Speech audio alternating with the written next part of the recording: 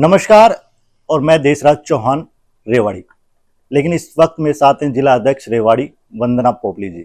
उनसे बात करें क्योंकि लोकसभा और विधानसभा चुनाव हो चुके हैं, लेकिन उसके बाद जीत जिस तरीके से मिली है तीनों सीटों को लेकर कितनी खुशी इनको महसूस हो रही है, और आखिर क्या पहले जब इलेक्शन से पहले आखिर क्या इनका मन में चल रहा था, क्या तीनों सीट जीत पाएंगे, उनके लिए हम तमाम उनसे बात जानेंगे। वंदना जी, सबसे पहले तो हमारी स्वागत है आपका हरियाणा तक में आपका। थैंक यू जी। अरे क्या कहें, जिस तरीके से विधानसभा चुनाव है, लोकसभा चुनाव है, लेकिन जब चुनाव की जब जिस तरीके से बंटवार टिकट जिस तरीके से बांटी गई, तो ऐसा लग रहा था कि तीनों सीट निकलनी शायद मुश्किल लग रही है। क्या लग रहे थे जिस तरीके से चैनलों पे आंकड़े दिख रहे थे कि भी कांग्रेस सरकार बन रही है, तो आपका मन क्या कह रहा था उसका?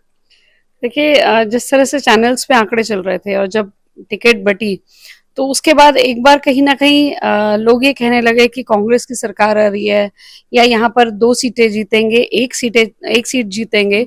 लेकिन हम सब कार्यकर्ताओं को और मुझे ये लग रहा था कि हम जीतने वाले हैं। उसके पीछे कारण ये था कि हमने जमीन पर काम किया था। हम उन लोगों का रिस्पांस देख रहे थे कि जो बोल तो नहीं रहे थे, लेकिन वो कह रहे थे कि भारतीय जनता पार्टी ने अच्छा काम किया है, उसको दोबारा आना चाहिए। तो हम लोग जमीन पर थे, कांग्रेस हवा में थी, हवा में ही निकल गई, पता नहीं चला। तो मैं यही कहना चाहूंगी कि उस समय एक बार माहौल बनाने की कोशिश गई थी कि झूठा सा माहौल बना दें कि कांग्रेस आ रही है, पर हमें मालूम था कि अगर हम कंपैरिजन करें कांग्रेस पार्टी से अपना, हमने अच्छा काम किया। और दूसरी बात, जो भी इनके नेता थे उनके जिस प्रकार से बयान आ रहे थे, आपने भी सुने होंगे कि 50 वोटों के बदले में एक नौकरी, पहले हम अपना घर भरेंगे। तो ये दिखाई दे रहा था कि कांग्रेस को सिर्फ अपने से ही मतलब है, उनको जनता से कोई भी मतलब नहीं है। जनता को 10 साल पहले का वो समय याद आ गया, किस प्रकार से परिवारवाद, क्षेत्रवाद चला करता था, परिवार से बाहर कुछ नहीं सोचा जाता था।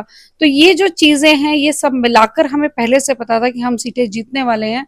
हाँ, बार बार हमें लेट डाउन करने की कोशिश की जा रही थी, ये कोशिश की जा रही थी कि किसी तरह से हमारा आत्मविश्वास कम किया जाए, लेकिन इन सब बातों ने हमको और यूनाइटेड किया। भारतीय जनता पार्टी एक परिवार की तरह लड़ी, नीचे बूथ अध्यक्ष से लेकर पन्ना प्रमुख से लेकर ऊपर प्रदेश तक सभी इकाइयों ने अपना बेहतरीन काम किया, जिसकी वजह से हमें ये जीत मिली। जिस तरीके दिखाया जा रहा था कि कांग्रेस की दिखाई जाए 70 पार जिस दिखाई दी सरकार बनती नजर आ रही थी, लेकिन आपने उल्टा कर दिया कि आपकी 50 पार हो गई और आपने सरकार बना ली। लेकिन लगता था कि क्या आपकी सरकार बनने वाली है अब की बार?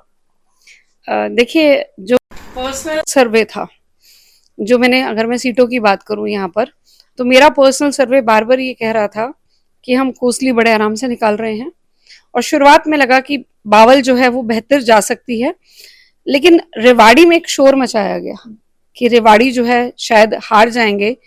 और जितना उन्होंने शोर मचाया उतने हमारे हौसले बुलंद होते गए, और इतने हौसले बुलंद हुए कि तीनों सीटों में सबसे ज्यादा डिफरेंस ही रेवाड़ी में रहा। सबसे ज्यादा वोटों से हम जीत कर आए रेवाड़ी में।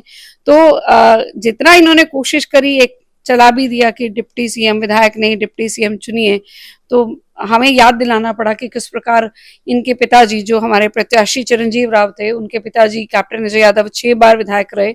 उन्होंने हर बार ये कहकर चुनाव लड़ा कि मैं सीएम बनूंगा, इस बार सीएम बनूंगा, और हर बार जनता के हाथ में निराशा लगी। तो इस बार भी वो किसी तरह से एक ये कोशिश कर रहे थे दिखाने की कि देखो कांग्रेस की सरकार आ रही है और मैं डिप्टी सीएम बनूंगा। लेकिन जिस प्रकार से हुड्डा जी से उनके संबंध थे, बाकी नेताओं से उनके संबंध थे, कभी किसी से लड़ाई हो रही है और छोड़िए तो जनता के बीच में भी जाके लड़ लिए, जूते दिखा दिए, वो सब पता था। और हमने उसको और भी ज्यादा प्रचारित किया, उन सब चीजों को याद दिलाया जनता को, और जनता को भी याद आया कि किस प्रकार से इन्होंने सिर्फ अपने परिवार के बारे में सोचा है। मैं यहाँ सिर्फ हरियाणा कांग्रेस की बात नहीं कर रही, सिर्फ रेवाड़ी विधानसभा की कांग्रेस की बात करूं तो जो 6 बार प्रत्याशी रह लिए, 6 बार यहाँ के विधायक रह लिए, उनके बेटे 1 बार विधायक रह लिए, उसके बावजूद भी रेवाड़ी के बारे में कभी नहीं सोचा। तो जनता को याद दिलाना मुश्किल नहीं था। आसपास डेवलपमेंट वो देख रहे थे कि मोदी जी किस तरह से भारत को विश्व गुरु बनाने जा रहे हैं, किस प्रकार से हम 5वीं अर्थव्यवस्था बन गए, हम तीसरी की तरफ जा रहे हैं, हमारी सेना और स्ट्रांग हुई है, हम पाकिस्तान को मुंह तोड़ जवाब दे पाते हैं। अगर हरियाणा की बात करूं तो बिना पर्ची बिना खर्ची नौकरी मिल रही है, एमएसपी पर फसलें बिक रही हैं। तो इसी तरह जो एक डेवलपमेंट होनी चाहिए थी रेवाड़ी की, वो रुक गई क्योंकि हमारा विधायक नहीं था। अब वो सारी अड़चने खत्म हो चुकी हैं। कहना है कि जिस तरह के जो किसान की जो किसान का पढ़ने वाला था वो नहीं पढ़ा, जिस तरह की नौकरी की बात आई तो वो नौकरियों का, तो आपकी लेकिन सरकार तो बन गई है। लेकिन इस क्षेत्र की हम बात करें, क्योंकि आपके नजदीक अटेली जो लगता है, अटेली होप सीट मानी गई थी कि क्योंकि आरती राव खुद राव इंद्रजीत की बेटी जो वहाँ से लड़ रही थी, तो उसके ऊपर खासतौर हरियाणा की नज़र थी कि क्या इस सीट निकल पाएगी, क्योंकि बहुत लास्ट समय जाके निकली। तो काफ़ी नज़दीक है, आप जिला अध्यक्ष हैं, या तो आपके नज़दीक दूसरा जिला भी लगता है, तो उस पर आपका क्या कहना है कि डर तो था कहीं ना कहीं? 1 मिनट के लिए भी नहीं, क्योंकि आरती जी का जो खुद का व्यवहार है उसको देखते हुए, और राव इंद्रजीत सिंह जी की बात करें तो जिस प्रकार वो जमीन से जुड़े हुए हैं, 1 रुपए का भी दाग नहीं है उन पर, लोगों से लगातार जुड़े रहे, जमीनी स्तर के नेता है कि जमीनी स्तर का मतलब लोगों से लगातार जुड़ते रहते हैं, और हर मंडे उनका फिक्स है कि वो दिल्ली में मिलते हैं और अपने एरिया में अलग अलग टाइम पर आकर लोगों का काम करना, उनसे मिलना, उनकी प्रॉब्लम्स को सुलझाना। यहाँ पर लोग सोचते रह जाते थे और वो बड़े बड़े केंद्रीय मंत्रियों से मिलकर बड़े प्रोजेक्ट्स ले आते थे। एम्स एक बड़ा उदाहरण है हमारे पास कि एम्स के आने के बाद सिर्फ हरियाणा में नहीं, उसका असर राजस्थान में भी होगा। सिर्फ हेल्थ फैसिलिटी नहीं, एम्प्लॉयमेंट जनरेशन भी होगी। तो इन सब चीजों को देखते हुए कि जब एक परिवार का इतिहास ये रहा कि उन्होंने जनता के लिए काम किया है, और जब उनके परिवार में से एक और व्यक्ति आगे आता है और उसके व्यवहार के बारे में पता है, वो लगातार से राजनीति में एक्टिव रही हैं पिछले सालों में, ऐसा नहीं है कि एकदम से उठी और आ गई, तो उसको देखते हुए क्लियरली पता था कि वो इस सीट को जीतेंगे। हाँ, चैलेंजेस जरूर बढ़े, कोशिशें की गई हर तरह से कि उनको हरा दिया जाए, सारी विपक्षी पार्टियां घेर कर बैठ गई उनको, लेकिन उस स्थिति में भी निकल कर आना एक बड़ी जीत है। केंद्रीय मंत्री राव इंद्रजीत पे कई बार कहा जाता है कि लोगों पब्लिक बीच में कहा जाता है कि राव साहब पैराशूट की तरह नए बंदे उतार देते हैं फिर जिता देते हैं, लेकिन जिस तरीके से बात करें कि 19 की हम बात करें तो कहीं ना कहीं सीट है गई, क्योंकि यहाँ से जिस तरीके से सुनील को जिस तरीके टिकट दी गई, अब की बात जिस तरीके विजय करी, क्योंकि 2 कैंडिडेट नए थे तो दोनों को विजय मिली, तो इस पे क्या कहेंगे कि विजय जिस तरीके होना, और आपकी कहना है जिला अध्यक्ष के ऊपर कहना कहीं ना आपके ऊपर काफ़ी वजन लगा लिया, काफ़ी आपकी सहायता लगा ली, क्योंकि आपके जिला अध्यक्ष का मेन रोल होता है उसमें, तो क्या कहेंगे उस पर? देखिए, आपके 2-3 प्रश्न है। पहला तो आपने कहा पैराशूट से उतरने की बात। मुझे लगता है किसी भी क्षेत्र में एक वो कहते हैं ना कि ठेका सा नहीं बंध गया कि एक ही व्यक्ति जो है वही बार बार लड़ता रहेगा, और लगातार जो है लोगों को, नए लोगों को आना चाहिए, और खासकर अगर वो पढ़ा लिखा व्यक्ति है और जनता से जुड़ा हुआ है। जैसे अगर मैं बावल की बात करूं, कृष्ण कुमार जी सीएमओ रहे हैं, कोरोना के समय में उन्होंने काम किया है। अनिल की बात करें अगर कोसली से, तो वो पहले भी इलेक्शन लड़ते आए हैं, जनता के बीच में लगातार रहे हैं, तो वो पैराशूट से नहीं थे, ऑलरेडी लोगों के बीच में काम कर रहे थे, और योग्य व्यक्तियों को लाना कहीं पर भी गलत नहीं है। तो इस तरह की बात को मैं सही नहीं मानती कि पैराशूट से उतारा गया, वो ऑलरेडी काम कर रहे थे इसलिए उनको यहाँ पर लाया गया। जहां तक आप कह रहे हैं कि जिलाध्यक्ष की बात, तो जिलाध्यक्ष के तौर पर क्योंकि मैं जस्ट इलेक्शन से पहले ही बनी थी, और मेरे बनने के बाद ही तुरंत प्रोग्राम शुरू हो गया, तुरंत 15 दिन बाद आचार संहिता लग गई। बहुत सारी चुनौतियां थी, बहुत सारे पहले से पता था कि साम दाम दंड भेद का इस्तेमाल किया जाएगा, ना सिर्फ विधायकों के लिए बल्कि जिलाध्यक्ष के लिए भी आरोप भी लगाए जाएंगे। हम पहले से इस चीज के लिए तैयार थे, और हम इसलिए बोल रही हूँ क्योंकि मैं और मेरी टीम, मेरी भारतीय जनता पार्टी की जो पूरी जिला टीम है, हमने लगातार काम किया, और कई बार तो हैरानी होती थी कि रात को 2 बजे भी हम कार्यालय में बैठे हैं और कल के प्रोग्राम की प्लानिंग कर रहे हैं, और ये देख रहे हैं कि जो किस तरह के चीजें जो है विपक्ष लेकर आ रहा है उसकी काट क्या हो सकती है उसके बारे में सोच रहे हैं। तो ये चुनौतियां बहुत सारी थी, लेकिन इस बार का चुनाव भी बहुत अच्छा था, बहुत मजा भी आया लड़ने में, कि जब सामने लगता है ना कि हाँ शत्रु जीतने वाला है, और उस समय जब जीत मिल जाए तो बात ही अलग हो जाती है, और खासकर जब आपने काम किया हो और वो सक्सेसफुल हो जाए, उससे बेहतर बात नहीं होती। ये भी चर्चा चल रही थी शायद सीएम साहब चेंज किए जा रहे हैं तो उसका कहीं ना कहीं इफेक्ट पड़ने वाला है, क्योंकि खट्टर साहब हटा दिया गया, सैनी साहब आ गए, उसका इफेक्ट भी नहीं पड़ा कहीं ना कहीं, तो उस पर आप क्या कहेंगे? भारतीय जनता पार्टी ऐसी चीजें करती है जो कोई सोच भी नहीं सकता। ये उन्होंने पहले भी किया है कि कभी भी आप देखेंगे, आप मध्य प्रदेश का एग्जाम्पल आपके पास है, राजस्थान का आपके पास है, कि कार्यकर्ता को एक ऊंचे पद पे पहुंचाना ये भारतीय जनता पार्टी की रीति नीति रही है। लेकिन हरियाणा की अगर हम बात करें कि सीएम हटा दिया, मैं इस शब्द से ही सहमत नहीं हूँ। जब आप किसी को प्रमोशन देकर और ऊपर पहुंचा देते हैं तो उसको हटाने की बात नहीं करते। मोदी जी मुख्यमंत्री थे गुजरात के, प्रधानमंत्री बन गए, तो आप ये थोड़ा ना कहेंगे कि गुजरात के मुख्यमंत्री के पद से हटा दिया। तो जब एक को प्रमोशन दी जाएगी तो उस स्थान पे दूसरा कोई आएगा। लेकिन सौभाग्य है हमारा हरियाणा का कि जो हीरा चुना भारतीय जनता पार्टी ने, नायब सैनी जी, जो एनर्जी है उनमें, जिस तरह से वो काम करते हैं। रेवाड़ी में जब आए थे रात को तकरीबन 2 बजे तक वो लोगों से मिले, और जितने लोग आए सबको बोला कि आप सबको बुलाइए, एक एक करके बुलाइए। मेरा पहला इंटरेक्शन था बीइंग सीएम उनके साथ, और उनका मैंने वर्किंग स्टाइल यही देखा कि सबको 2 बजे तक बुलाया, और बड़ी हैरानी की बात है सुबह 6 बजे फिर तैयार थे लोगों से मिलने के लिए। सभी से मिले, सबकी समस्याएं सुनी, उनका सोल्यूशन देखा, तुरंत फोन किए, जहां जहां पर उनको फोन करने थे, जो अपने पास डॉक्यूमेंट चाहिए थे वो डॉक्यूमेंट रखे। तो ये जो बदलने वाली बात आप कह रहे हैं, एक प्रमोशन हुई और दूसरा हीरा, एक हीरा है तो दूसरे भी हीरा हमारे को यहाँ पर मिले। जिस तरह का आपने कहा कि कांग्रेस की जैसे हम बात करें कि क्या कारण लगता है कि कांग्रेस इतनी पीछे जाना एकदम से, क्या वजह लगती है, क्या गुटबाजी थी या कारण क्या लगा आपको?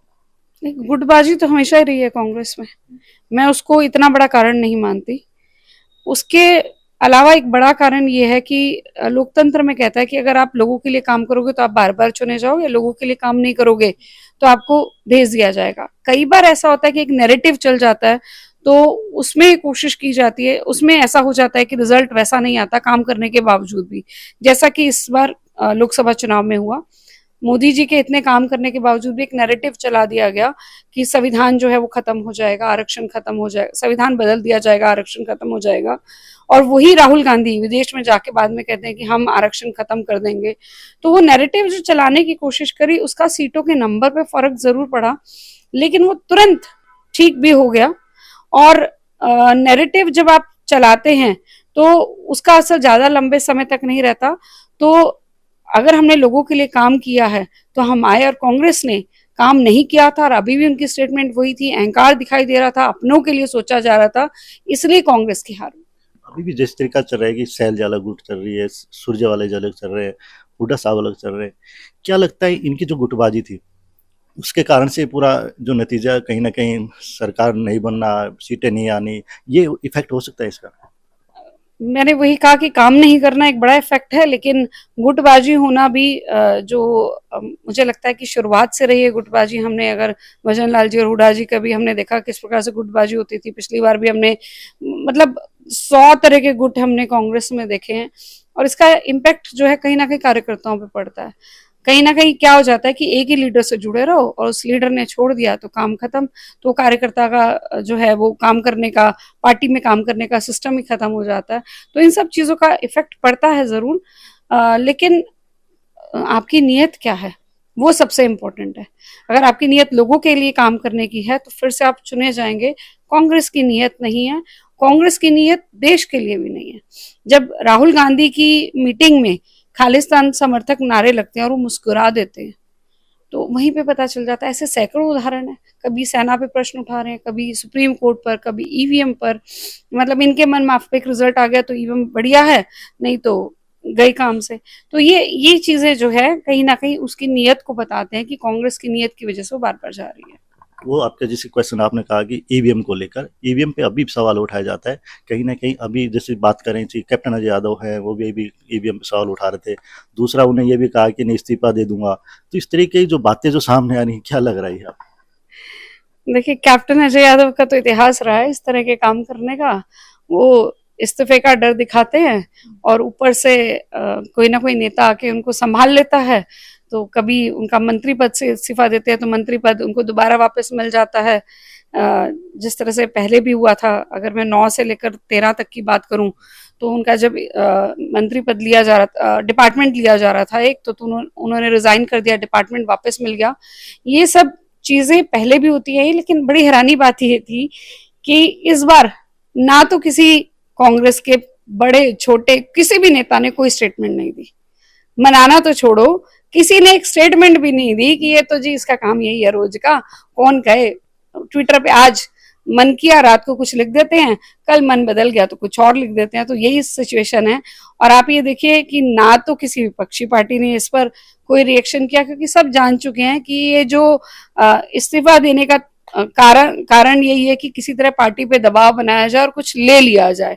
तो चलो, विपक्षी तो समझ गए, लेकिन लगता है कांग्रेसी भी अच्छे से इनके नेचर को समझ गए हैं। वो तो कह रहे हैं बेटा कहीं ना कहीं दबाव था बेटे का, इस वजह से उनको बयान दे दिया। बेटे के फ्यूचर का दबाव हो सकता है कि बेटे ने बता दिया होगा कि पापा सब समझ गए, अब मैं भी जाऊंगा, आप तो जा रहे हो मैं भी जाऊंगा, तो वो ये वाला दबाव होगा।